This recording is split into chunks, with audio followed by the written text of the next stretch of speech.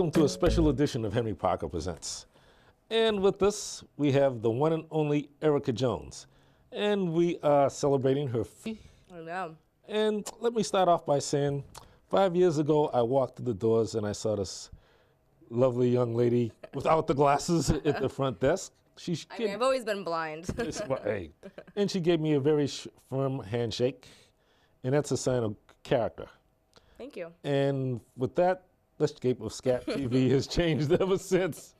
So that is one way, yes. Yeah, so give us some of your highlights.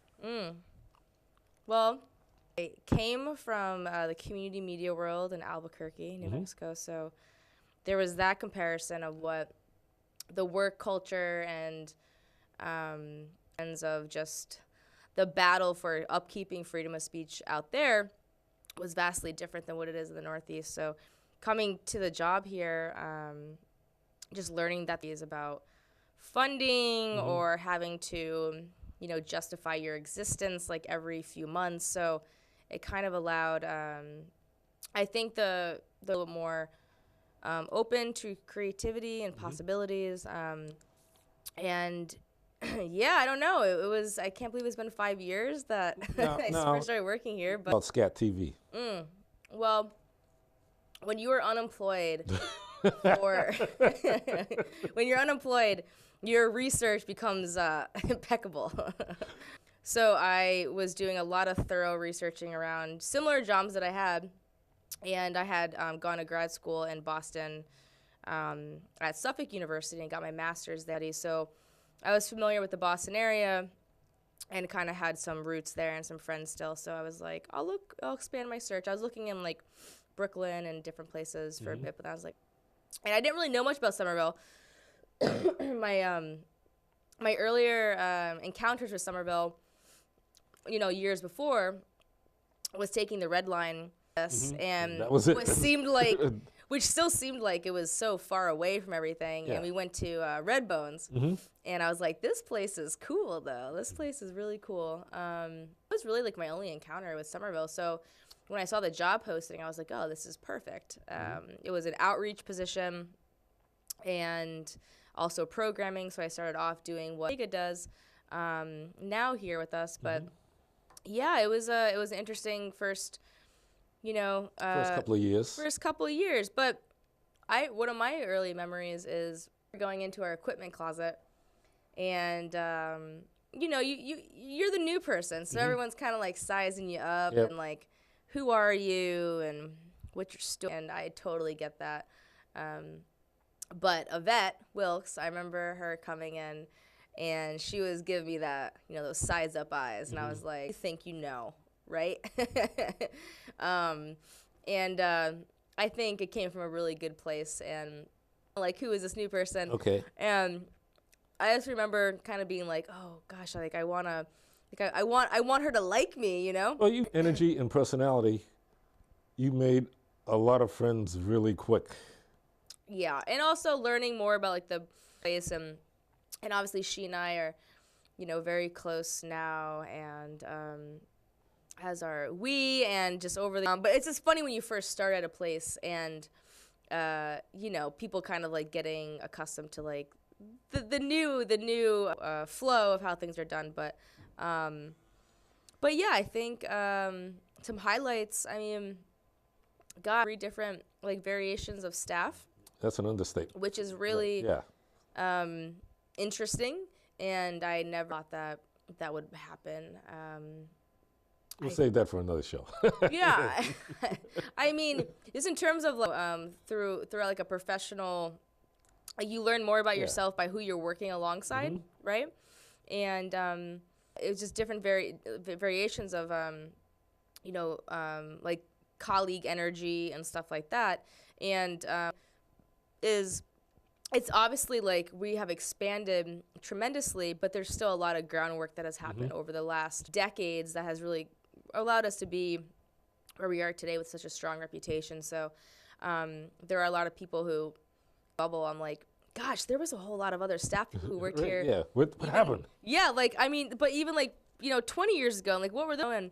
But we have a really great name for ourselves out there, and I think what's really special about this place is is the welcoming, supportive environment that we strive, all staff, that we uphold these principles of like, no matter what your idea is, we will help in it and help to support you to get whichever pathway you need to go down to like get sharing of your message. Or Well, it's a special because place. I noticed previously in the beginning some of your ideas, etc., they were sort of frowned upon, but with the regime change, you were able to sort of stretch out there. And I have to say, and I have to compliment you on that. I personally could have cared less about social media till I met you. And what have you discovered? Well, it's a whole new and different world out there. And let's just say I got one pinky, another pinky in there. So How many pinkies you got? Yeah, and that's the other component, right? I think that's such an interesting group of members here that trying to have a one-size-fits-all approach is not always the best, and it's not efficient, and it's not effective. So I think what's really special about like what I'm afforded to do is just a lot of like one-on-one opportunities. Us sitting here today, reflecting, right? This space where we're sitting in used to be just a wooden desk, right?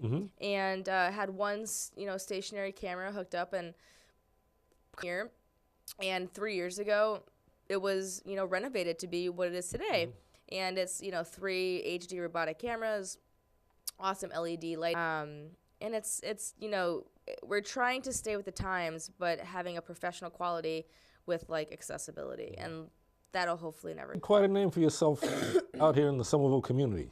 Really? Yes. No, I mean, no, stop and think. Now, at one time, what you like Cantina, having events there. Yeah. The Aeronaut. What was the place we had the last week? Oh, at the Canopy, please. The brewery, etc. Well, your community outreach. At one time, that never would have happened. Yeah. Yeah, I mean, I think it's I know it's important to do just to have fun, and there's a lot of people involved here, and I think doing different events where we're connecting members with each other, providing spaces for people to give feedback on stuff, and just also showcasing work, and us also for staff to get to know members, and it is really awesome, and I think it helps us understand and like reinforces our value in terms of the work that we're doing. So but other things are like larger partnerships, and trying to work with like Leslie University and Tufts, and just trying to forge these larger institutional partnerships, which is always a work in progress, and it's still a work in progress, but no, and it's fun. I get to work with a lot of different nonprofit organizations here, and get them to try to come in here and record some stuff, and I feel very fortunate. Yeah, our staff is really. Now, I want to ask you a question. Last question. Go out and move and shake and etc. Right? Where do you see the role of cable access in the future? Whereas a lot of things are on like YouTube, etc. Yes.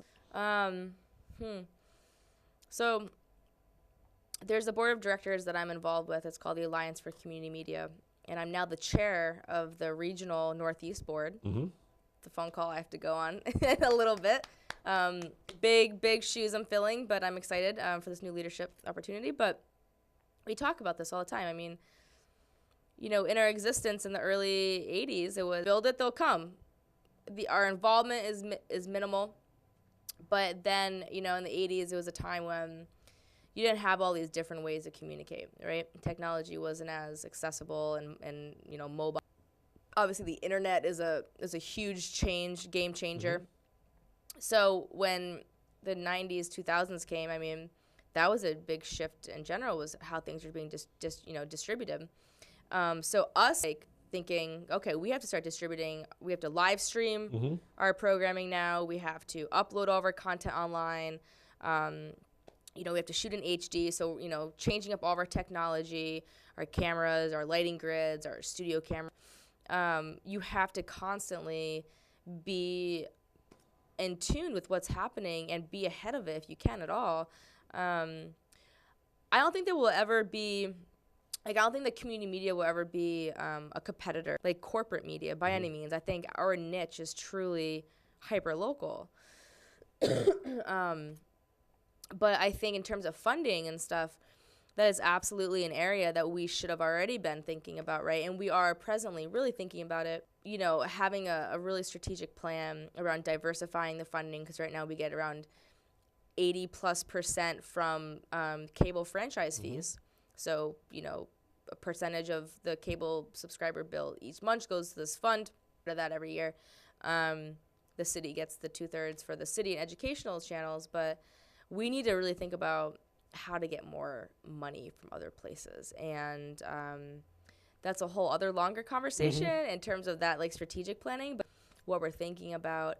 As a whole, though, I mean, you can't be complacent. You cannot be a complacent organization. You cannot just assume if you build it that they'll come. No, not at all. Like, you have to be more of an engaged organization, doing more community needs assessments, figuring out what your constituency need from you, right? Because otherwise, you just make up what you think people need. But otherwise, if that's not actually true, then that's you're, you know, utilizing resources that could be better used. So we'll see. We'll see what happens. I mean, hopefully we'll get it. You know, we have an HD channel now, which is pretty exciting. Okay. We are sharing an HD RCN with the city. That's a huge thing. On a state level, in terms of legislation, there's a group that's trying to. Henry, you can't yawn in the middle of the conversation, man. Stop. But on the state level, we're trying to get. Oh my God, I love it. That's why I love you. I'll call you out. There's a lot. I'll get even with you for this. You know, on like cable, you go to like the guide Yep. and you look up shows. When you go there now, it just says public access TV programming 24/7. On a state level here in Massachusetts, we're trying to get a change so our shows, like Henry Parker Presents, will actually show up, which is exciting to showcase all the work that we're doing, right? So. Anyways, there's some stuff that's going on, but we'll see where we're at in 10 years, you know? Hopefully we'll still be kicking butt here in Somerville, and maybe I'll be living in Amsterdam at that point. I don't know. Hey. Maybe I'll be launching a community media center out there. The red light district. Okay, with that, folks, we're out. Words of the late Duke Ellington. Erica, I love you more. Mwah. Ciao, Bella. Ciao.